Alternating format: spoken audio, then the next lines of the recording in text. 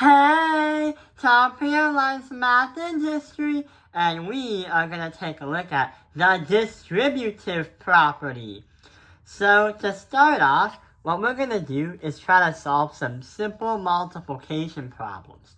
But then we'll learn about how we can multiply more than once in the same step.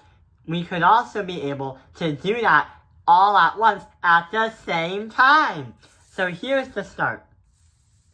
We have 9 times 5, 3 times 5, and whatever this is, but we'll get to that later. So we know 9 times 5 is 45, and we know that 3 times 5 equals 15.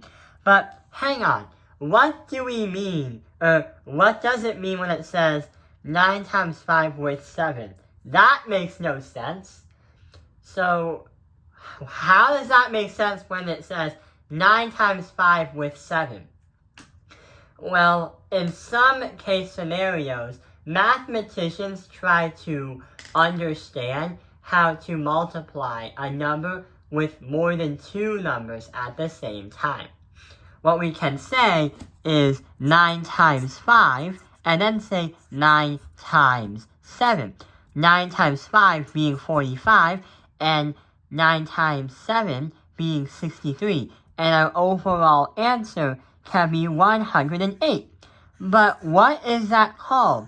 Yeah, when mathematicians multiply a number with 2 other numbers at the same time, that is how we can distribute the numbers. It's called the distributive property.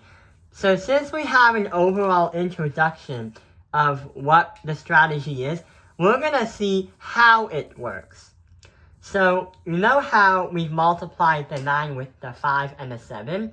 Well, mathematicians try to format it that look like this. Usually, you would see parenthesis signs when a number is being distributed. On the top section of the piece of paper, we're going to show you and see how the equation, or rather the strategy, functions. So we're trying to use the letter A and multiply that with 2 figures.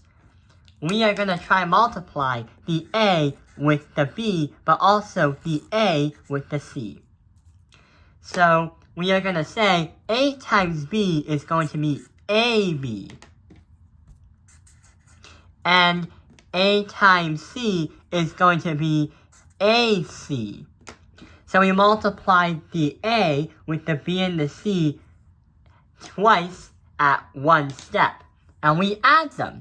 Since we know how we can see how it works, we're going to try to do a simple problem there. So we have a 9, and inside the parentheses, 7 plus x. So we're going to do 9 times the 7 and 9 times the x. 9 times 7, 63. And 9 times x is going to be 9x. So that is a simple way we can distribute. Usually, when you distribute something, you can't have the numbers inside of them. You can't merge them because it's basically saying apples and oranges, where the 7 and the x represent 2 different figures, or totally 2 different values. We have no clue what x is, so we can't do anything else. So we're going to look at some more advanced problems. When you reach Algebra 1, or possibly Algebra 2, sometimes you'll see these kind of problems right here. Let's start solving. Let's do the math. 6x times x and 6x times 2. 6x times x is going to be 6x to the power of 3, and 6x times 2 is going to be 6 times 2 is 12. 12x. And we have to add. But the bottom one below, there is something we gotta do before we distribute. A 6 and a 3 sounds like an improper way we do the math. We know that's an improper fraction, so we can cross it out and replace it with a 2. So 2 parentheses 4 plus 7x. 2 times 4 and 2 times 7x. 2 times 4 being 8. And we have to add that by 2 times 7x. 2 times 7, 14x.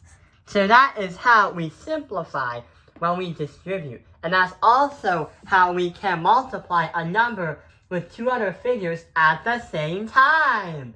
I hope this video has helped you understand the distributive property. Thank you for watching Top Analyze Math Industry. Like and subscribe!